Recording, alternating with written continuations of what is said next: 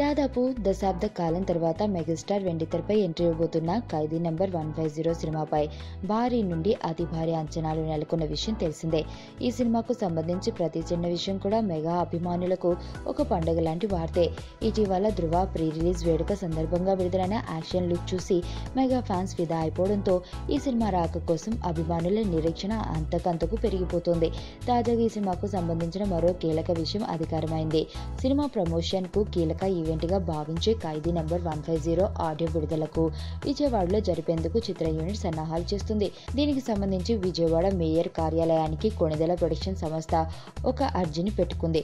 విజయవాడలోని ఇందిరాగాంధీ స్టేడియంలో ఖైదీ number 150 audio వేడుక నిర్వహించేందుకు అనుమతి ఇవ్వాల్సిందిగా ఈ సందర్భంగా కోరింది. డిసెంబర్ 25వ తేదీన జరగబోయే ఈ వేడుకలో మెగాస్టార్ చిరంజీవి, కాజల్ అగర్వాల్, రామ్ చరణ్, వివి వినాయక్, దేవిశ్రీ ప్రసాద్ మరియు ఇతర అతిథులు హాజరు కాబోతున్నారని తెలుస్తుంది. అయితే ఈ అతిథుల జాబితాలో పవర్ స్టార్ పవన్ కళ్యాణ్ ఉన్నారా లేదా అన్నది ఆసక్తికరంగా మారింది. బహుశా పవన్ ఉన్నట్లయితే పవన్ పేరు కూడా ఈ లేఖలో ప్రస్తావించి ఉండేవారని, దీంతో పవన్ రాకపై దాదాపు స్పష్టత వచ్చినట్లేనన్న ట్రాక్ ట్రేడ్ వర్గాల్లో వ్యక్తమవుతుంది.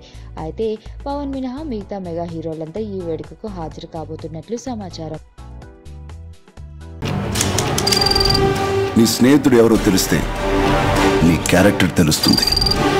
నీ శత్రువు ఎవరో తెలిస్తే నీ కెపాసిటీ తెలుస్తుంది.